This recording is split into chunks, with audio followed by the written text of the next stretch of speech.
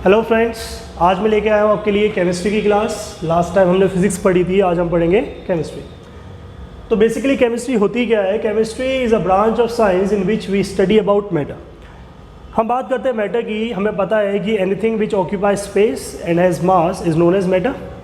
यानी हमारे अराउंड जितनी भी चीज़ें आपको विजिबल हो रही हैं, जिसकी भी चीज़ों को आप देख पा रहे हो, महसूस कर पा रहे हो, वो सारी चीज़ मैटर में आती है।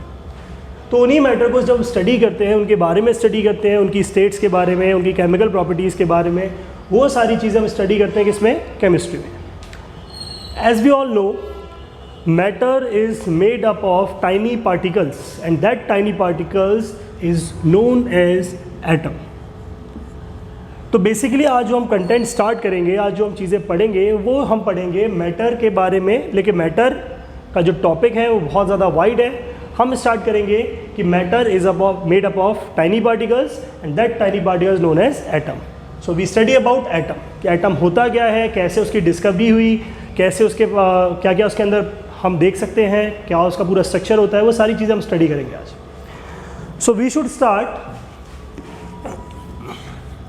From history of atom. आप सोचेंगे केमिस्ट्री में हिस्ट्री कहाँ से आ गई? तो हिस्ट्री तो हर सब्जेक्ट की होती है, हर चीज़ की अपनी एक हिस्ट्री होती है। इसी तरीके से एटम की भी अपनी एक हिस्ट्री है। हम जानते हैं कि मैटर एक छोटे पार्टिकल से मिलकर बनता है। यानी अगर हम मैटर को, जो शुरुआत में माना गया कि अगर हम मैटर को तोड़ते जाएं, उसको ब्रेक करते जाएं, तो ब्रेक करते करते आप फाइनली एक ऐसी स्मॉलेस्ट यूनिट तक पहुंच जाएंगे जिसके बाद उस मैटर को एक तोड़ना या ब्रेक करना पॉसिबल नहीं होगा। और वही स्मॉलेस्ट यूनिट को नाम दिया गया एटम। एटम का जो बेसिक मीनिंग होता है उसका मतलब होता है इनडिविजिबल। इनडिविजिबल। तो पहले की थ्योरी के अकॉर्डिंग अगर हम देखें तो एटम इज इनडिविजिबल, मतलब एटम को आप डिवाइड नहीं कर सकते। लेकिन आगे जब और डिस्कवरीज हुई, आगे और कई सारी थ्योरीज आई, उसके अकॉर्डिंग बहुत सारे चेंजेस हुए। So first we study about atom. हमने पढ़ लिया कि एटम इनडिविजिबल पार्टिकल था शुरुआत में।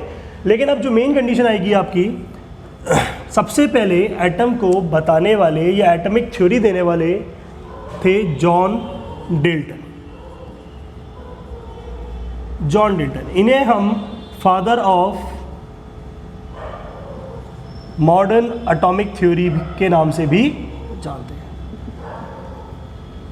यानी he is the first person जिसने एक एटॉमिक थ्योरी दी। एटॉमिक थ्योरी का मतलब उसके अंदर कई सारे पॉइंट्स इन्होंने बताया अबाउट एटम। पहला पॉइंट जो इन्होंने बताया कि atom is indivisible. Atom is indivisible, यानी एटम इनडिविजिबल है। सेकेंड इन्होंने बताया कि atom is the smallest unit. Smallest अपनी सबसे छोटी यूनिट है। Third, atoms of same elements, यानी जितने भी सेम एलिमेंट्स के एटम्स आप लेंगे आर अलाइक, वो सब बिल्कुल सेम होंगे। फोर्थ पॉइंट इन्होंने बताया atoms of different element, atoms of different elements are different. यानी अगर आप डिफरेंट एलिमेंट्स के एटम कंसिडर करते हो तो हमेशा डिफरेंट होंगे, अगर सेम एलिमेंट के लेते हो तो वो सारे सेम होंगे। तो ये कुछ पॉइंट्स इन्होंने बताए थे और इसी पॉइंट्स को कंबाइन करके बोला गया डाल्टन्स एटॉमिक थ्योरी। हालांकि ये थ्योरी आगे चल के गलत प्रूव हुई, इसके कई सारे पॉइंट्स गलत प्रूव हुए, लेकिन कुछ पॉइंट्स ऐसे थे जो सही भी थे। लेकिन हम ये बोल सकते हैं कि जॉन डाल्टन की जो एटॉमिक थ्योरी थी, यही बेसिस बनी आगे आने वाली थ्योरी का। इन्होंने एक और पॉइंट बताया था, atoms take part in chemical reactions. यानी जितनी भी केमिकल रिएक्शंस होती हैं वो सब एटम की वजह से ही पॉसिबल है। तो ये कुछ पॉइंट्स थे, लेकिन आगे चल के डिस्कवरी हुई और ये थ्योरी चेंज हुई और नया कंसेप्ट आया मॉडर्न एटॉमिक थ्योरी का। Modern atomic theory. Modern atomic theory में कुछ पॉइंट्स चेंज हो गए। जैसे पहला पॉइंट क्या है? Atom is indivisible, point he change हो गया। एटम इज डिविजिबल, यानी एटम को आगे और डिवाइड किया सकता है, जैसे इलेक्ट्रॉन्स, प्रोटॉन्स, न्यूट्रॉन्स। यानी एटम के अंदर भी कई सारे सब एटॉमिक पार्टिकल्स होते हैं, जैसे इलेक्ट्रॉन, प्रोटॉन, न्यूट्रॉन्स हम पढ़ चुके हैं। Next, atom is the smallest unit. बिल्कुल नहीं, atom is atom is very very small but it is not the smallest. मतलब हम ये बोल सकते हैं कि एटम बहुत छोटा होता है लेकिन एटम सबसे छोटा नहीं होता, क्योंकि उससे भी छोटे पार्टिकल आगे हमें डिस्कवर मिलेंगे। नेक्स्ट है atoms of same elements are alike. आगे जब डिस्कवरी हुई तो atoms of same element are not alike, are not alike. यानी आगे जाके हमें ऐसी भी चीज़ें मिली कि हमने दो एटम्स लिए एक ही एलिमेंट के, लेकिन उनके बीच में भी डिफरेंस था। आगे चल के आप पढ़ोगे आइसोटोप्स। ऐसे एटम्स को हम क्या बोलते हैं? आइसोटोप्स बोलते हैं। Next point, atoms of different element, atoms of different elements are same. यानी आगे चल के ऐसा भी मिला कि जो डिफरेंट एलिमेंट्स के एटम्स थे उनके बीच में सिमिलैरिटीज़ मिली, जैसे हम बोलते हैं आइसोबार्स। तो ये कुछ पॉइंट्स थे जिनमें वेरिएशन आया according to the Dalton atomic theory और according to the modern atomic theory. लेकिन डेल्टन थे जिन्होंने सबसे पहले इसको डिस्क्राइब किया था, तो हम बोल सकते हैं कि John Dalton was the father of modern atomic theory, यानी he was the father of atomic theory. तो ठीक है, हमने अभी थ्योरी के बारे में पढ़ लिया, अब हम आगे चलते हैं। याद रखिएगा जॉन डेल्टन कौन थे, ठीक है। अब बात आती है कि एटम को तो हमने देख लिया कि एटम छोटी एक पार्टिकल था, उसकी थ्योरी भी हमारे पास आ गई। अब क्या होगा कि जब थ्योरी की बात करते हैं तो हमने देखा कि एटम के अंदर भी कई सारे पार्टिकल्स होते हैं, लेकिन वो पार्टिकल्स के बारे में हमें पता तब चला जब कई सारे एक्सपेरिमेंट्स हुए और उनकी डिस्कवरी हुई। तो अगर हम बात करें सबसे पहले डिस्कवरी ऑफ इलेक्ट्रॉन की, डिस्कवरी ऑफ इलेक्ट्रॉन। हम जानते हैं अच्छे से कि इलेक्ट्रॉन क्या है, एक सबएटॉमिक पार्टिकल जिसके ऊपर नेगेटिव चार्ज होता है ना, जो न्यूक्लियस के चारों तरफ रिवॉल्व करता है। ये सब सारी चीज़ें हम जानते हैं, बट ये जानने से पहले अगर हम सोचें कि कहीं ना कहीं तो ये डिस्कवर हुआ, तो सबसे पहली चीज़ जो डिस्कवरी ऑफ इलेक्ट्रॉन हुई वो की किसने? J Thomson. यानी who discovered the electron? J Thomson. J Thomson ने एक एक्सपेरिमेंट किया था। उस एक्सपेरिमेंट को हम बोल सकते हैं डिस्चार्ज ट्यूब के अंदर उन्होंने क्या किया था? डिस्चार्ज ट्यूब में एक कैथोड बनाया, एक anode. Suppose this is cathode and this is anode. और इन्होंने एक गैस को यहाँ पे फिल किया at low pressure, gas at low pressure approximately 0.01 mm of Hg, और हाई वोल्टेज प्रोवाइड कर दिया यहाँ पे। अप्रॉक्सीमेटली वोल्टेज होता है वो 10,000 वोल्ट। यानी इन्होंने डिस्चार्ज ट्यूब के अंदर एक गैस फिल की जिसका प्रेशर बहुत कम था और वोल्टेज बहुत ज़्यादा था। जब इस गैस कनेक्ट किया गया विद द बैटरी, तो इसके अंदर एक स्पार्क प्रोड्यूस हुआ, और उस स्पार्क के अंदर उन्होंने ऑब्जर्व किया कि एक स्ट्रीम थी, माइन्यूट पार्टिकल्स की एक स्ट्रीम थी जो कैथोड से, which moves cathode to anode. इसीलिए उन्होंने उस रेस का नाम दे दिया कैथोड रेस। यानी पार्टिकल स्ट्रीम बनी, एक स्ट्रीम जो कैथोड से एनोड की तरफ गई, इसलिए उसका नाम दे दिया कैथोड रेस। ये जो कैथोड रेस थी या ये जो स्ट्रीम थी, ये बनी थी नेगेटिवली चार्ज्ड पार्टिकल से, नेगेटिवली चार्ज्ड पार्टिकल्स, और यही नेगेटिवली चार्ज्ड पार्टिकल्स को नाम दिया गया इलेक्ट्रॉन्स। और यहाँ से आपकी डिस्कवरी हुई इलेक्ट्रॉन्स की, जो डिस्कवर किए थे किसने? J Thompson. अब इसके बाद इलेक्ट्रॉन्स की स्टडी की गई और उसकी प्रॉपर्टीज़ निकाली गई, जैसे मास ऑफ इलेक्ट्रॉन, एक इलेक्ट्रॉन का मास। अब मास भी दो तरीके के होते हैं, एक होता है आपका एब्सोल्यूट मास और एक होता है आपका रिलेटिव मास। एब्सोल्यूट मास, अगर हम इलेक्ट्रॉन का एब्सोल्यूट मास कंसिडर करते हैं तो वो होता है 9.1 इंटू 10 की पावर -28 ग्राम। एक इलेक्ट्रॉन का जो एब्सोल्यूट मास है वो ग्राम में लिया गया, 9.1 इंटू 10 की पावर -28। जब बात करते हैं रिलेटिव मास की, तो ये होता है 1/1837 times of the mass of one hydrogen atom. तो रिलेटिव मास की बात करते हैं तो इलेक्ट्रॉन को हम रिलेट करते हैं with the mass of hydrogen atom. एक हाइड्रोजन एटम का जो मास होता है, इलेक्ट्रॉन का मास, उसका 1/183 टाइम्स होता है. So this is absolute mass for electron and this is relative mass for electron. इसके बाद इसके चार्ज की बात करें, चार्ज ऑन एन इलेक्ट्रॉन, तो चार्ज भी दो तरीके के होते हैं, एक एब्सोल्यूट चार्ज और एक रिलेटिव चार्ज. एब्सोल्यूट चार्ज की बात करें तो चार्ज होता है 1.6 इंटू 10 की पावर माइनस 19 कूलम और रिलेटिव चार्ज होता है आपका -1. ठीक है, तो ये जो स्टडी थी इलेक्ट्रॉन्स की थी, हम बोल सकते हैं कि डिस्कवरी ऑफ इलेक्ट्रॉन हुआ अभी किस ईयर में हुई, 1897 में. ईयर याद रखिएगा क्योंकि आगे इसका मैं आपको यूज़ बताऊंगा क्या है. तो electron discovered by J Thomson in the year 1897. जो एक्सपेरिमेंट था मैंने आपको एक ओवरव्यू दे दिया उसका कि डिस्चार्ज ट्यूब के अंदर कैथोड एनोड लिया गया है, जिसके कैथोड पे नेगेटिव चार्ज है, एनोड पे पॉजिटिव चार्ज है. ओके, तो ये डिस्कवरी थी इलेक्ट्रॉन की. अब next we move to the discovery of protons.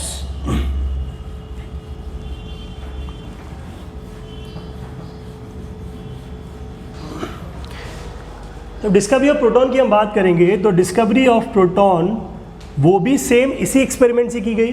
और ये डिस्कवरी ऑफ प्रोटॉन की किसने दी, ई गोल्डस्टीन. ई गोल्डस्टीन, और ये की गई थी 1886. अब सोचने वाली बात यह है कि 1886 और जो इलेक्ट्रॉन डिस्कवर हुए थे वो 1897 में हुए. यानी हम कह सकते हैं कि इलेक्ट्रॉन्स के से पहले क्या डिस्कवर हुआ था, प्रोटॉन. बट प्रॉब्लम ये थी कि ई गोल्डस्टीन ने प्रोटॉन डिस्कवर तो किए थे, लेकिन उन्होंने इसको प्रोटॉन नाम नहीं दिया था. ये प्रोटॉन नाम दिया था आने वाले आगे जो साइंटिस्ट आएंगे रदरफोर्ड, वो मैं आपको बताऊंगा कैसे.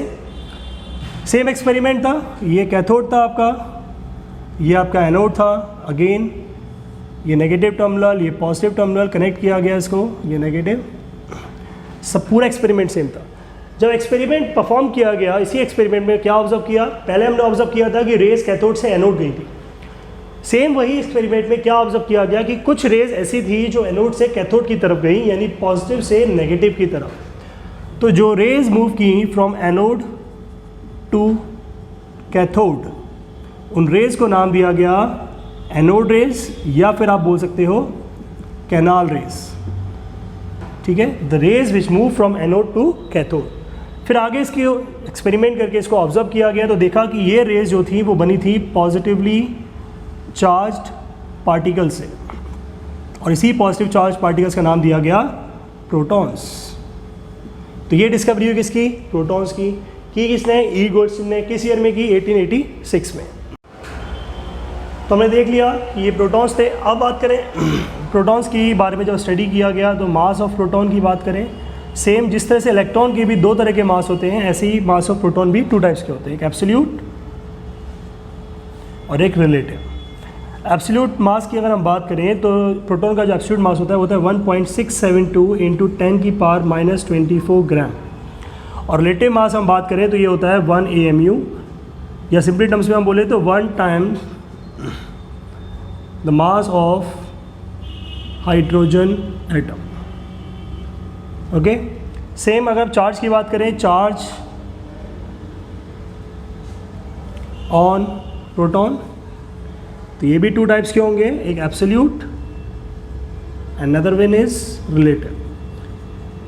तो इस पर रिलेटिव चार्ज तो +1 होगा, जैसे इलेक्ट्रॉन पर नेगेटिव होता है -1 होता है, इस पर +1 होगा. और एब्सोल्यूट चार्ज की बात करें 1.6 इंटू 10 की पावर -19 कूलम. यानी यहाँ से हमें एक चीज़ क्लियर हो गई कि प्रोटॉन और इलेक्ट्रॉन पे चार्ज का जो अमाउंट होता है वो सेम होता है, फ़र्क सिर्फ होता है साइन का. प्रोटॉन को हम पॉजिटिव लेके चलते हैं और इलेक्ट्रॉन को हम नेगेटिव लेते हैं. तो ये जो डिस्कवरी थी ये प्रोटॉन की थी. हमारे पास इलेक्ट्रॉन डिस्कवर हो गया, हमारे पास प्रोटॉन डिस्कवर हो गया. हम बात करेंगे डिस्कवरी ऑफ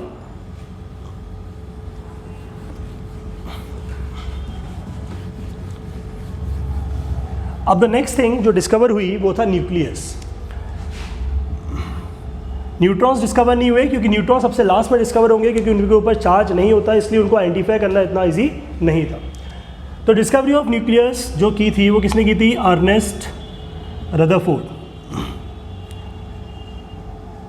अर्नेस्ट रदरफोर्ड, मैं आपको सही एग्जैक्ट जो बात बताऊँ, अर्नेस्ट रदरफोर्ड बेसिकली स्टूडेंट थे, एक फॉर्मर स्टूडेंट थे किसके, जे थॉमसन के. ठीक है, तो अर्नेस्ट रदरफोर्ड थे जिसने न्यूक्लियस को डिस्कवर किया. इन्होंने एक्सपेरिमेंट परफॉर्म किया, उस एक्सपेरिमेंट का नाम हम लेते हैं Rutherford gold foil experiment, gold foil experiment, और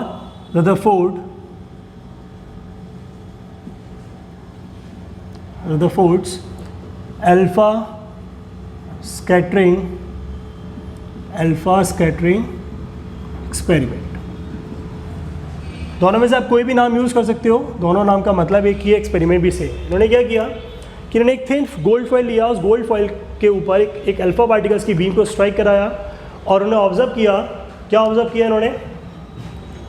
अगर सपोज ये आपके अल्फा पार्टिकल्स, ये आपके एटम्स हैं गोल्ड फॉइल के, बीच में यहाँ पे न्यूक्लियस है। उन्होंने क्या ऑब्जर्व किया कि यहाँ से जब अल्फा पार्टिकल्स की बीम उन्होंने डाली तो maximum number of alpha particles जो थे वो स्ट्रेट पास हो गए, without any deflection, it goes straight. कुछ ऐसे अल्फा पार्टिकल्स की रेस थी जो हल्का सा क्या हुई, डिफ्लेक्ट हुई, बहुत माइन्यूट एंगल से डिफ्लेक्ट हुई, बहुत लाइट। और कुछ ऐसे अल्फा पार्टिकल्स थे जो बिल्कुल रिबाउंड हो गए, यानी बाउंस बैक हो गया। तो ये इनका जो एक्सपेरिमेंट था, एक्सपेरिमेंट में आप देखोगे कि उन्होंने ऑब्जर्व क्या किया। पहली चीज़ क्या ऑब्जर्व की कि maximum alpha particles pass straight through the gold foil.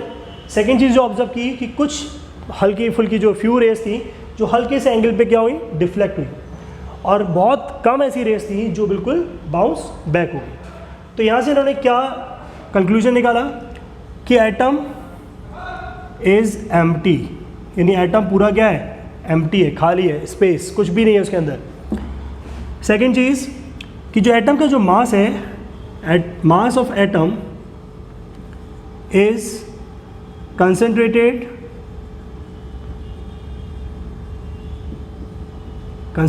At the centre. कैसे पता कि उन्होंने सेंटर पे ही है? क्योंकि हुआ क्या कि जब पूरी रेस पास हो गई, मैक्सिमम रेस, तो मतलब एटम एम्प्टी था। फिर mass of atom is considered at the centre. क्यों? क्योंकि बहुत कम ऐसी रेस थी जो बिल्कुल बाउंस बैक होके आई थी, और बाउंस बैक होके अगर अल्फा पार्टिकल्स आए हैं तो इसका मतलब ये है कि कोई ना कोई हैवी और डेंस चीज़ है जो उनके रास्ते में आई है। और डेंस चीज़ क्या थी हमारी?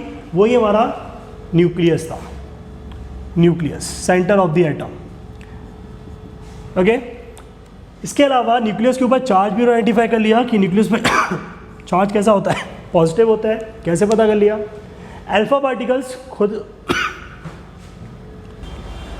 तो alpha particles basically positively charge होते हैं, और जब वो पॉजिटिव चार्ज के आसपास से निकलेगा तो हल्का सा क्या हो जाएगा, डिफ्लेक्ट हो जाएगा। क्यों?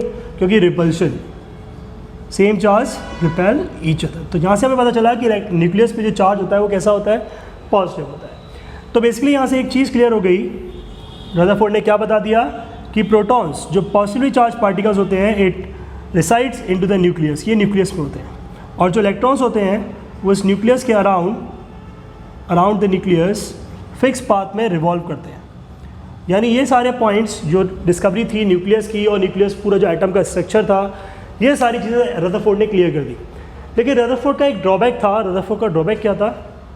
रदरफोर्ड ने ये तो बताया कि एक एटम में एक न्यूक्लियस है, उस न्यूक्लियस के चारों तरफ इलेक्ट्रॉन्स रिवॉल्व कर रहे हैं, लेकिन कहीं ना कहीं हम ये जानते हैं कि जब कोई भी ऑब्जेक्ट या कोई भी चीज़ सर्कुलर पाथ पे मूव करती है तो कंटिन्यूसली एनर्जी को रेडिएट करती है, अपने अंदर से एनर्जी को रिलीज़ करती है। जब एनर्जी रिलीज होगी तो धीरे धीरे इस इलेक्ट्रॉन का पाथ छोटा होता जाएगा, और धीरे धीरे ये इलेक्ट्रॉन जो नेगेटिवली चार्ज है उस पॉजिटिव चार्ज की तरफ क्या हो जाएगा, गिर जाएगा। तो एटम एग्जिस्ट ही नहीं करेगा, और जब एटम एग्जिस्ट नहीं करेगा तो आपके आसपास जितना भी मैटर है वो भी एग्जिस्ट नहीं करना चाहिए। लेकिन रदरफोर्ड ये एक्सप्लेन नहीं कर पाए थे कि एटम स्टेबल क्यों है, और एटम की स्टेबिलिटी को वो डिफाइन नहीं कर पाए। इसके बाद हम बात करें, रदरफोर्ड ने ये जो एक्सपेरिमेंट किया था, ये किया था 1911। रदरफोर्ड का जो एक्सपेरिमेंट था, यानी डिस्कवरी ऑफ न्यूक्लियस किस ईयर में हुई, 1911। अब फर्दर बात करें, अब रदरफोर्ड ने जो बताया, न्यूक्लियस डिस्कवर कर दिया, उसका एक मॉडल दे दिया, लेकिन कहीं ना कहीं इसमें एक कमी थी कि एटम स्टेबिलिटी को ये डिफाइन नहीं कर पाए थे। वो जो स्टेबिलिटी थी वो डिफाइन की थी बोर ने, नील बोर ने इन 1912, approximately 1 year after 1 year the discovery of nucleus, इन्होंने उस स्टेबिलिटी को डिफाइन किया। उन्होंने क्या बताया, इसको बाद में डिटेल में पढ़ेंगे। इन्होंने क्या बताया कि जो इलेक्ट्रॉन्स होते हैं वो जिस ऑर्बिट में या जिस सर्कुलर पाथ में वो रिवॉल्व करते हैं, उस ऑर्बिट की या उस एनर्जी, उस शेल की अपनी एक फिक्स एनर्जी होती है, और जब वो फिक्स एनर्जी शेल होता है जिसकी वजह से इलेक्ट्रॉन रिवॉल्व करता है, तो इलेक्ट्रॉन्स को अपनी एनर्जी को रेडिएट करने की ज़रूरत नहीं होती। तो जब इलेक्ट्रॉन रेडिएट नहीं करेगा एनर्जी को, तो वो कंटिन्यूसली उसी पाथ में रिवॉल्व करता रहेगा और एटम क्या रहेगा, स्टेबल रहेगा। तो ये चीज़ जो ड्रॉबैक था रदरफोर्ड का, वो एक्सप्लेन किसने किया, नील बोर ने। और नील बोर ने फिर आगे एटम का एक स्ट्रक्चर दिया। ओके, बिफोर दैट हम चीज़ें थोड़ा सा समझ लेते हैं। Discovery of neutron. Discovery of neutron की बात करें, न्यूट्रॉन जैसा कि नो चार्ज, इसके ऊपर कोई चार्ज नहीं होता, इट इज़ नॉट अनचार्ज पार्टिकल। इसकी डिस्कवरी में बहुत ज़्यादा दिक्कतें आई, लेकिन इसको डिस्कवर किया जेम्स चैडविक ने।